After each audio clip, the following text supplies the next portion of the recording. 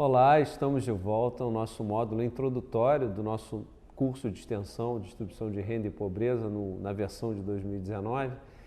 E nessa aula de hoje a gente vai apresentar um pouco do debate a respeito da desigualdade de renda no Brasil, mostrar alguns indicadores, alguns dados, falar mais ou menos como é que estão acontecendo as coisas em termos de Brasil e de mundo quando a gente discute desigualdade e pobreza. Nesse sentido, a gente vai aqui insinuar algumas informações bem gerais que serão aprofundadas em aulas seguintes, em que vocês vão aprender com mais detalhamento essas formas de mensurar a desigualdade. Hoje a gente vai dar um panorama geral. Então, a gente tem alguns objetivos para tratar hoje, como vocês podem observar. A gente discute essa visão geral a respeito dos dados de igualdade. A gente vai falar aqui na década de 70, houve o primeiro momento histórico de profunda discussão a respeito dos efeitos da desigualdade no Brasil. E ali, então, foi gerado um debate que todo economista estuda quando ele se aprofunda na economia brasileira nos anos 1970, em que houve um grande crescimento econômico acompanhado de elevado aumento da desigualdade. Já nos anos 2000, a situação muda de figura, porque você tem um período de razoável crescimento econômico, não tão grande quanto nos anos 70, e de redução da desigualdade. E é exatamente por causa disso que a gente precisa se aprofundar e entender o que aconteceu naquele contexto histórico dos anos 70 e o que está acontecendo agora dos anos 2000 para frente. Então, nesse sentido, a gente tem que, se quer entender esse movimento recente do Brasil, a gente precisa se aprofundar analiticamente, precisa buscar respostas que, na verdade, a gente vai sempre chamar atenção que são de caráter multidimensional. A gente vai ter da assistência social à dinâmica do mercado de trabalho como elementos fundamentais para explicar esse fenômeno. Então, existem características muito específicas nesse momento histórico que vão estar por trás desse debate recente sobre desigualdade e pobreza no Brasil. A gente vai falar também como é que está acontecendo esse fenômeno no mundo. E aí, em alguma medida, a gente vai apresentar indicadores gerais para apresentar a evolução da desigualdade no mundo em duas áreas específicas, uma na Ásia e uma na América Latina, para a gente tentar comparar por que uma área efetivamente tem aumento de desigualdade e por que na outra área a gente vai ter redução da desigualdade e fazer conexão com outras aulas que a gente vai discutir aqui. Bom, como vocês podem ver aqui, e eu não vou me aprofundar, porque vocês terão uma aula específica com o professor Daniel Duck, eu vou apresentar uma série de indicadores estatísticos que medem, fazem a mensuração da evolução da desigualdade. E em qualquer lugar do mundo, em qualquer literatura do mundo, vocês vão ouvir falar sobre o coeficiente ou índice de Gini, que é certamente o principal indicador para medir, para mensurar a evolução da desigualdade. Então, eu vou ser bem sintético, não vou explicar como ele é formado, porque vocês terão uma aula sobre isso, vocês vão ter uma aula sobre curva de Lorenz, vocês vão ter uma aula sobre índice de Taylor e os outros indicadores, de modo que aqui eu só quero mostrar a evolução, tá? E a gente fez um recorte temporal que vai até 2014, mas no nosso fechamento do curso a gente vai avaliar o período mais recente, que é o período da crise, em que você teve redução do índice até 2014 e 15 e a partir daí o índice volta a aumentar por uma série de fatores. A gente vai deixar isso para o final do curso. Mas aqui a gente já viu um movimento muito interessante. Se vocês observarem bem, aqui na década de 70, e a série que a gente analisa começa em 1976, o índice de Gini ele é muito alto. Quanto mais alto, mais próximo de 1 for o índice, mais desigual é o país. Vocês vão aprender isso numa aula específica. Vocês podem observar que no período mais recente, dos anos 2000 para frente, houve uma mudança significativa na trajetória e na tendência de queda do indicador, que cai no final das contas mais do que 10 pontos percentuais cai de 0,60, 0,62 para 0,52, 0,51, chegou a cair para 0,50 em 2015. De modo que a gente tem aqui uma evolução muito notável em termos de redução da desigualdade da renda no país, com os indicadores de mensuração da renda per capita familiar. O mesmo movimento, vocês vão ver que tem um outro índice chamado índice de Thiel, que também tem um componente interno lá que vai propiciar o cálculo das desigualdades também de renda, e a gente vê a mesma tendência. A gente vê em meados dos anos 70 um índice próximo a 0,86 e ele em 2014 está em 0,54. O que a gente está mais interessado aqui nesse momento é olhar essa trajetória de queda. Então, por quê?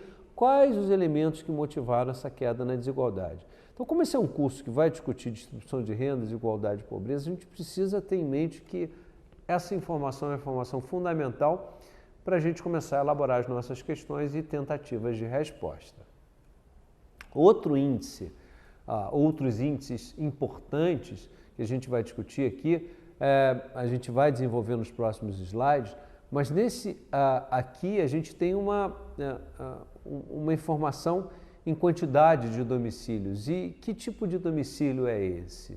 Vocês vão observar que a gente está discutindo aqui os domicílios das famílias extremamente pobres. Depois a gente vai qualificar isso ainda na aula de hoje, discutindo quem são essas famílias extremamente pobres e qual é o tipo de renda familiar para enquadrar esses domicílios extremamente pobres.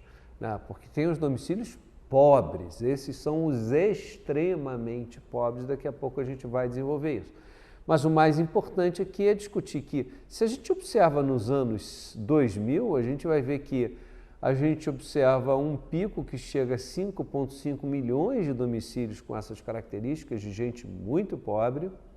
Então, a gente está falando aqui, se pega 5,5 milhões de domicílios, a gente está falando de quase 20 milhões de pessoas.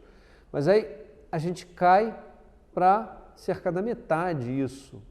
Uma trajetória muito rápida de redução dos domicílios extremamente pobres. E aqui a gente vai entender os porquês disso, e aí a gente vai ter que fazer uma imersão no mercado de trabalho e nos programas de assistência social que o governo desenvolve. É um mix de entender um pouco dos impactos das políticas macroeconômicas com as políticas setoriais, com as políticas de assistência social. Então, isso tudo a gente vai abordar com riqueza de detalhes no nosso curso, com os módulos específicos. Um dado muito interessante e muito cruel também, se vocês levarem em consideração que a gente está falando do 1% mais rico, a gente tem aqui nesse gráfico a porcentagem mais pobre da população com a renda total igual a 1% do mais rico. Então, olha só que dado cruel, ali nos anos 70. A gente tem um dado em que, basicamente, os mais pobres da população, basicamente, a gente está discutindo aqui, 38,7% é essa porcentagem da população mais pobre com renda igual ao do mais rico. Ou seja, é muita gente pobre, muita gente mesmo, com uma renda, quando se agrega toda a renda desses muito pobres, vai ter uma renda igual a apenas de 1% da população mais rica. E quando a gente vê nesse gráfico uma redução, uma tendência de cair de 38, depois 37 nos anos 90, para 15,4, a gente está vendo uma trajetória de redução. Significa dizer que esse gráfico está apontando para a gente que você tem uma mudança de rendimento, de perfil de rendimento das pessoas mais pobres, e que rolou um achatamento aqui, aconteceu um achatamento. De fato, ainda é uma proporção muito grande, 15,4% nessa porcentagem, mas ela já foi muito maior. Então, isso é um indicador que está desconcentrando a renda e, portanto, em tese, você consegue enxergar uma redução da desigualdade nesse processo. Que aqui a gente está falando de renda, que é uma variável de fluxo. A gente não está falando de riqueza. A gente vai ver que o Pedro Ferreira, que a gente vai mencionar mais ao final do curso, ele vai discutir o 1% dos mais ricos, ele vai discutir o rico propriamente dito e o seu fluxo, o seu estoque de riqueza, né? Como é que os ricos se mantêm mais ricos. A gente vai discutir essa ideia de riqueza com mobilidade intergeracional e de desigualdade de oportunidade. A gente vai falar ainda bastante sobre isso no curso. Outro indicador, aqui já é uma razão que vai pegar os 10% mais ricos e comparar com os 40% mais pobres. Quanto maior for essa relação, mais desigual é a renda, mais concentrada na mão dos ricos está essa renda. E como há uma trajetória de redução dessa relação, dessa razão, a gente tem então um olhar que nos diz que há uma desconcentração dessa renda ao longo dos anos. Aqui é um dado mais específico de renda familiar per capita, em que basicamente eu vou ter,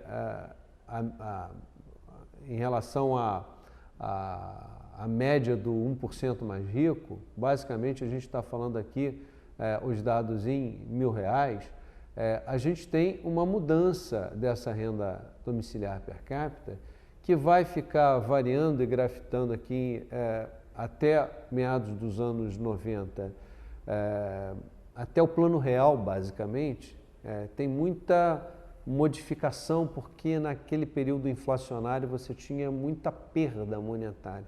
A partir do momento que você tem a desinflação da economia em 94, vocês podem observar que a referência do 7,37 aqui, a gente consegue ver uma trajetória de melhora, e sobretudo nos anos mais recentes, em que o mercado de trabalho foi mais inclusivo, até 2014, 2015 para frente a coisa muda de figura, a gente vai ver que esse recurso, essa renda domiciliar per capita, ela reage muito positivamente nesse período mais recente.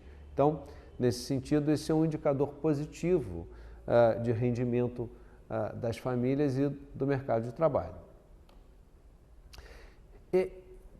Aquela renda per capita era dos mais ricos, e agora, nesse slide, a gente está falando dos extremamente pobres.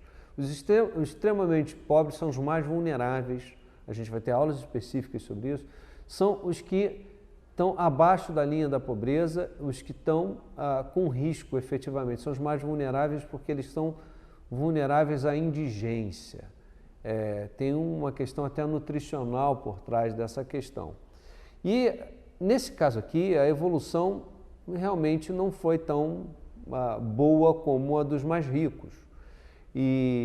Mas, por outro lado, no final da série a gente consegue ver uma certa recuperação da renda domiciliar per capita dos extremamente pobres, talvez refletindo aqui alguns efeitos dos programas de assistência social, da recuperação monetária dos valores de bolsa de assistência social.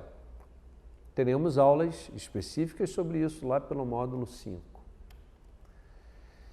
E aí, como é que a gente chega até aqui, discutindo 2019, discutindo os efeitos mais recentes até 2014, como a gente tem visto nos dados que a gente tem proposto aqui na aula de hoje?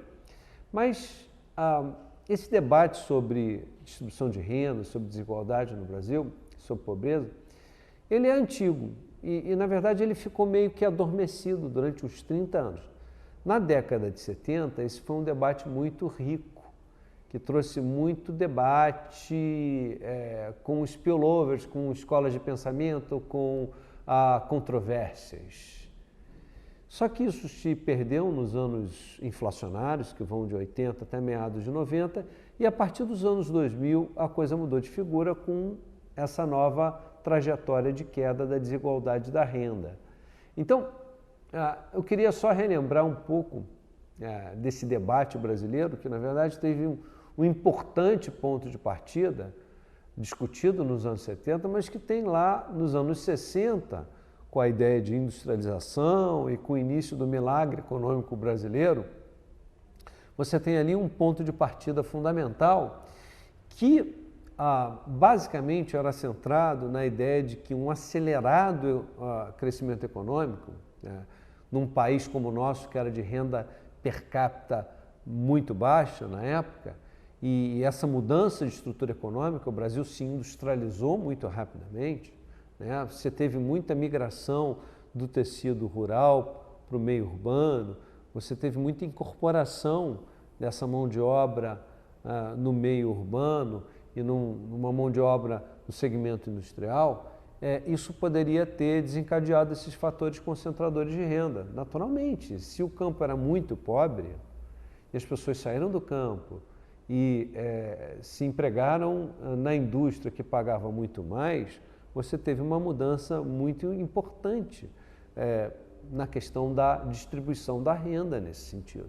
Então, havia efetivamente, naquela época, um foco na distribuição pessoal da renda, o que está acontecendo com a renda das pessoas, e, portanto, o coeficiente de Gini é muito importante nessa análise, e os efeitos no mercado de trabalho, como é que o mercado de trabalho incorporou essas pessoas.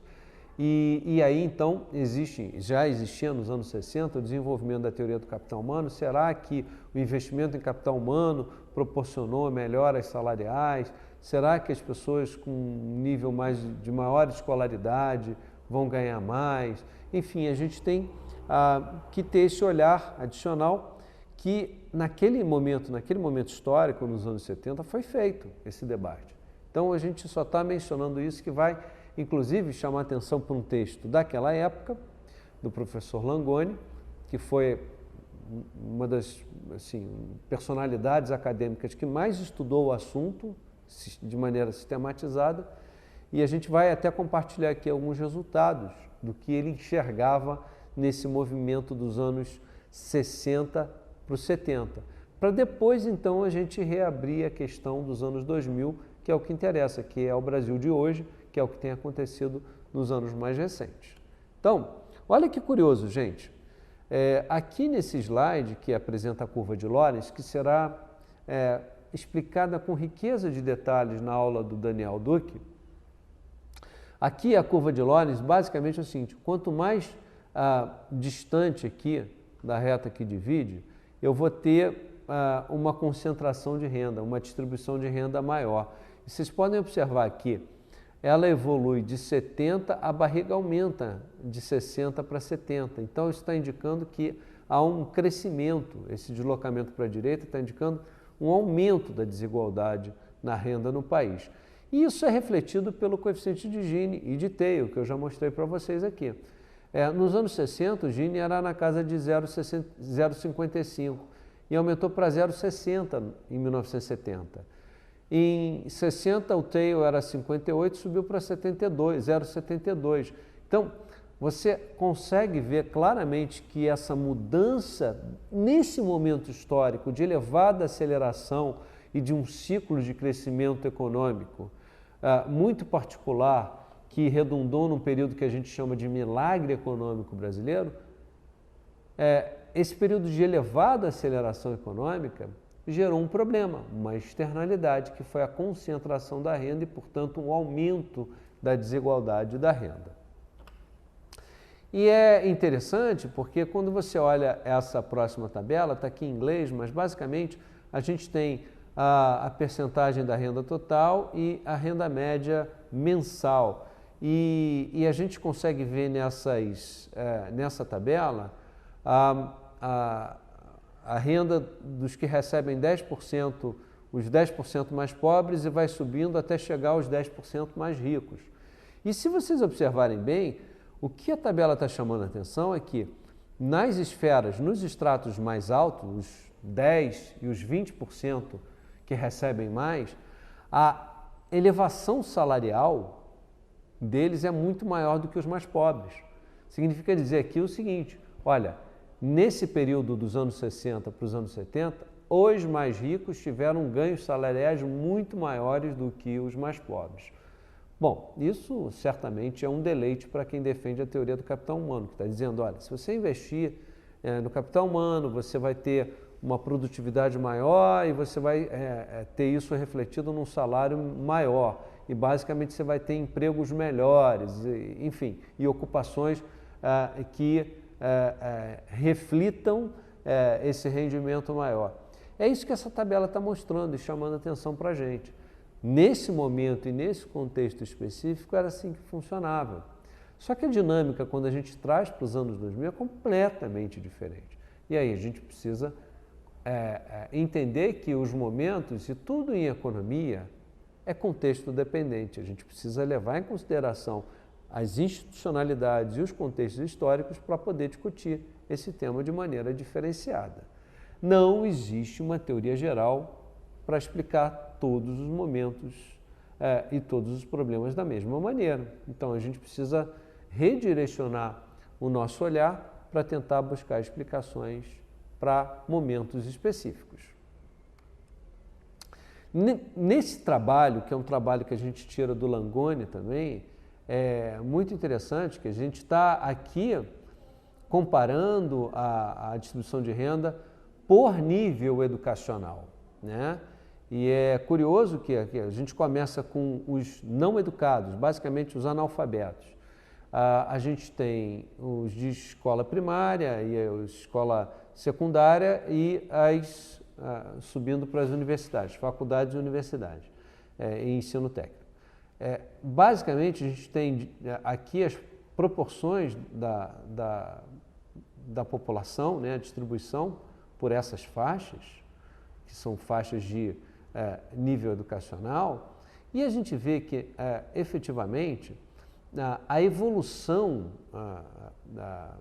da renda média mensal, ela é muito mais significativa quando a gente vai lá e vê a linha lá do college, né, os universitários. Quer dizer, você vê que aqui você tem uma evolução de renda muito maior do que os analfabetos ou do que os que têm apenas o ensino primário. Então, só para vocês terem ideia de que isso por si só causa uma importante mudança no perfil de rendimento. Ela está se concentrando na mão ou nas mãos dos mais escolarizados. E aqui essa tabela está um pouco discutindo isso. Isso foi muito importante naquele contexto específico. Você tinha uma taxa de analfabetismo gigantesca e você tinha um rápido crescimento econômico, uma incorporação muito grande de gente qualificada no mercado de trabalho que estava, usando o termo atual, bombando. Só que essas coisas precisam ser enxergadas e olhadas e escrutinadas com o olhar daquela época, daquele contexto e das políticas que estavam sendo implementadas naquele momento histórico. Então, isso, para vocês terem ideia, gerou um tremendo debate, que é o que a gente está propondo aqui, que é o debate dos anos 70, que vai discutir muito a distribuição da renda, né, a segmentação do mercado de trabalho, e a gente vai ver vários grandes autores na economia brasileira, ou brasilianistas, como o Fischler, que vão discutir isso. O Langoni, o Fischler, que não é brasileiro, mas é brasilianista, e o Baixa. Tá? Hoje, todos os três aí estão transitando na faixa de 70 e muito, 80 anos de idade. Os três estão vivos. O debate nos anos 2000, por outro lado, não tem nada a ver com isso diretamente.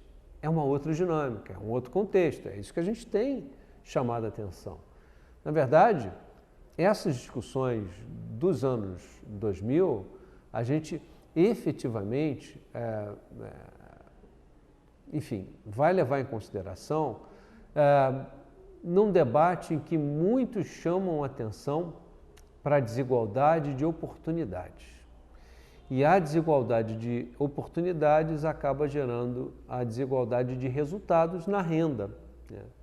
Então, isso a gente vai trabalhar também um pouquinho mais ao longo do curso, mas a ideia é que quem estuda desigualdade no Brasil está muito focado na questão educacional.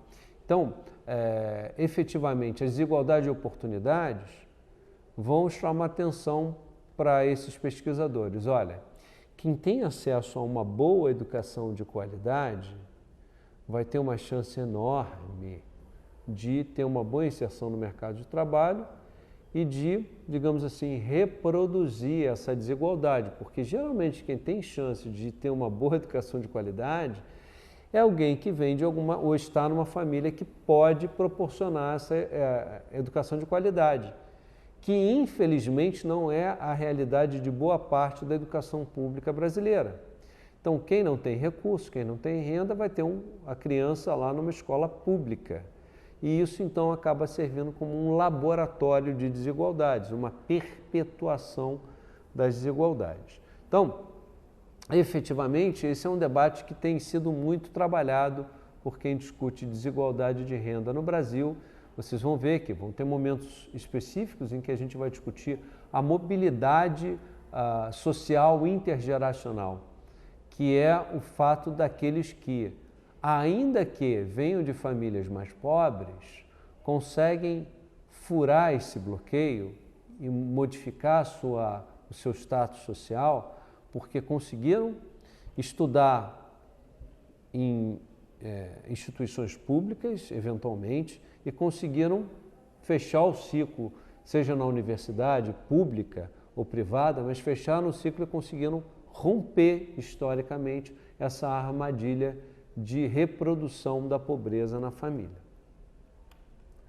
Então, o que a gente pode dizer que nos anos 2000, dos anos 2000 para cá, as coisas mudaram bastante, de maneira importante, precisam ser levadas em conta de modo relevante aqui no nosso curso.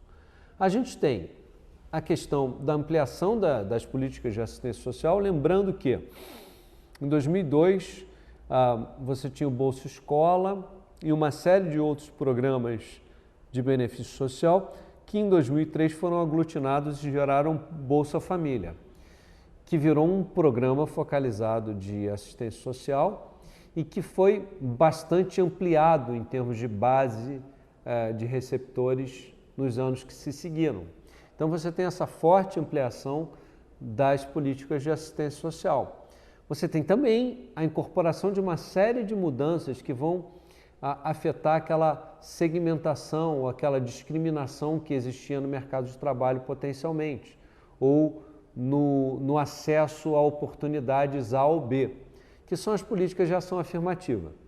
E aqui, mais notavelmente, as cotas sociais e raciais entram na questão de maneira muito significativa quando a gente chama atenção para a evolução educacional no período, sobretudo educação superior.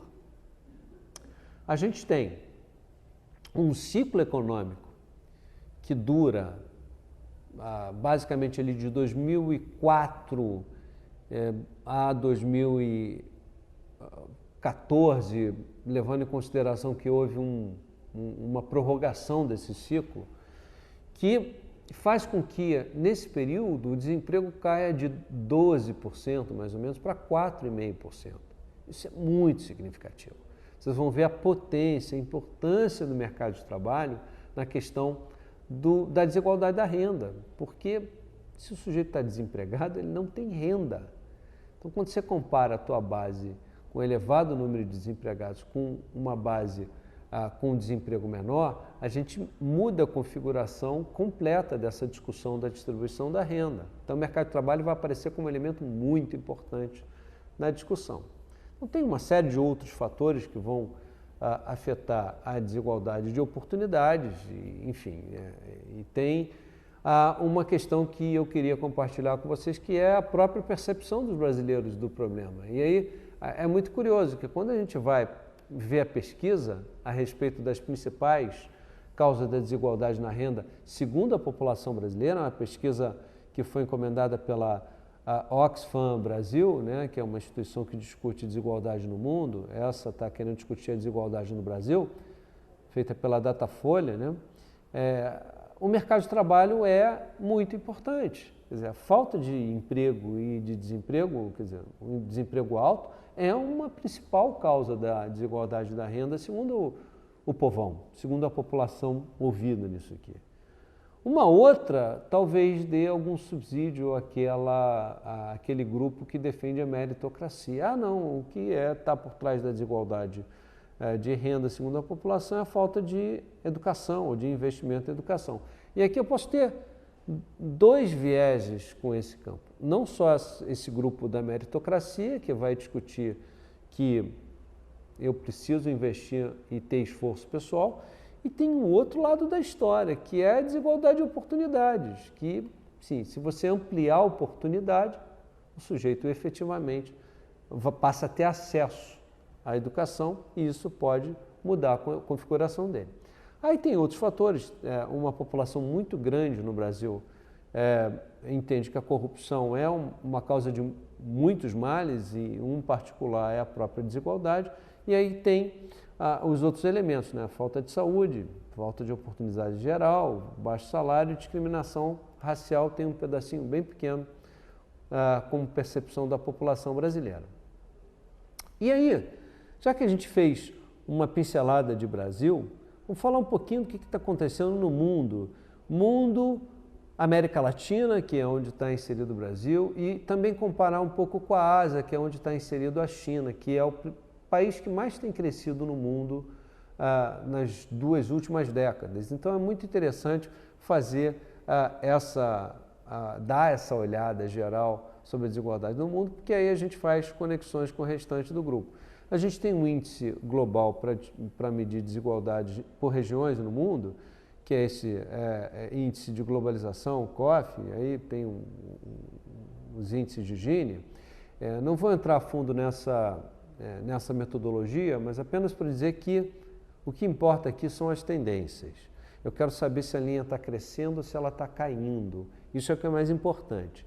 O que é curioso é que eu acho que aqui esse azulzinho está crescendo mais do que as demais, a verde e a vermelha, porque de alguma maneira a gente tem aqui uma tendência de pegar um pouco do efeito da China, porque esse índice de globalização está basicamente captando um pouco desse efeito da China no mundo, porque ela vai medir um pouco da desigualdade entre as nações. Mas levando em consideração os índices de desigualdade de renda, que é o índice de Gini, a gente vê uma pequena tendência de melhora. No lado esquerdo eu tenho América Latina e Caribe. Se vocês observarem bem, o Gini está caindo, né? Seja o Gini Market ou o Gini Net, não importa aqui, não vou entrar na metodologia, está apontando a tendência de queda. Ou seja, essa região, nos anos recentes, até 2014, observou, em média, que nessa região experimentou uma queda na desigualdade. Quando eu vou olhar o leste asiático, eu vou ver que esses indicadores estão todos aumentando. E aí a gente vai puxar um pouquinho a China, porque ela está incluída nessa análise, e a China é um caso à parte, porque a China que é um país que cresceu profundamente, teve uma redução profunda da pobreza, mas aumentou a desigualdade da renda. E isso, então, contaminou esses dados. É um caso para a gente, então, estudar um pouquinho mais. Esses dados aqui estão indicando que o amarelinho está dizendo, na metodologia do Bourguignon e Morrison, é a mesma metodologia dos dois. Eles consideram que, vivendo na linha de pobreza, $2 por dia. Na linha de extrema pobreza, $1 por dia. A amarela é de pobreza e a vermelhinha é de extrema pobreza. Estão indicando, em ambos os casos, pela série histórica, uma grande redução. Basicamente, aqui a gente está olhando para como é que era no início dessa série, que é uma série muito longa, nesse trabalho histórico do Bourguignon e do Morrison, que realmente, no século XIX, a maioria das pessoas era muito pobre. Aí teve a Revolução Industrial, teve uma série de fatores, o século XX mudou completamente essa situação e nos anos recentes você tem uma queda muito importante. Essa curvinha preta é a que o mundo inteiro tem adotado nos anos recentes, que é a curva que vai obedecer à metodologia do Banco Mundial, que diz que as pessoas vivendo com menos do que $1,90 por dia são extremamente pobres. E esse é um dado que evoluiu muito positivamente no mundo, dos anos 90 para frente. Vocês podem observar que nos anos 90 chegava a ser 40% da população mundial estava vivendo em extrema pobreza. e esse dado cai para menos do que 10% lá pelos anos de 2015, o que é realmente um resultado muito pujante, muito expressivo e que a gente vai explorar no momento mais adiante do curso, quando for discutir a desigualdade entre as nações. No caso da China, ele por si só vira um laboratório para entender. Por quê? Você tem elevada aceleração econômica e um elevado aumento da desigualdade. É que basicamente aqui eles têm institucionalidades próprias, eles têm um núcleo urbano de 200 milhões de habitantes e numa população de 1 bilhão e 300, e quem está no campo recebe muito menos do que quem está na cidade. Então, como você teve um grande crescimento e incorporou essa gente mais qualificada no mercado de trabalho urbano, você ampliou muito a desigualdade da renda quando comparado com o restante da população. Então, eles têm dinâmicas próprias que vão responder esse aumento do Gini, que são essas desigualdades do setor urbano e rural. Mas, ao mesmo tempo, você tem uma redução da extrema pobreza de maneira notável na China, né? Você realmente sai de cerca de 300 milhões de extremamente pobres na China para coisa de 20 milhões. Então, é impressionante essa evolução. Concluindo a aula de hoje, basicamente, então, é só para relembrar o que nós vimos, houve uma grande tendência apontada para a redução da desigualdade da renda nos anos recentes. Muito importante também a evolução da extrema pobreza. E aqui a focalização das políticas de assistência social é muito importante para a explicação desse êxito, né? A gente tem esse fenômeno que acontece no Brasil de redução da desigualdade e combate à pobreza muito claramente observado na América Latina. Já a China é um contraponto, é um caso que vai chamar atenção para estudar as características próprias do país para a gente poder entender efetivamente as causas da desigualdade na China. É isso, gente. A gente se encontra na próxima aula e a gente vai ficando por aqui por hoje. Um grande abraço.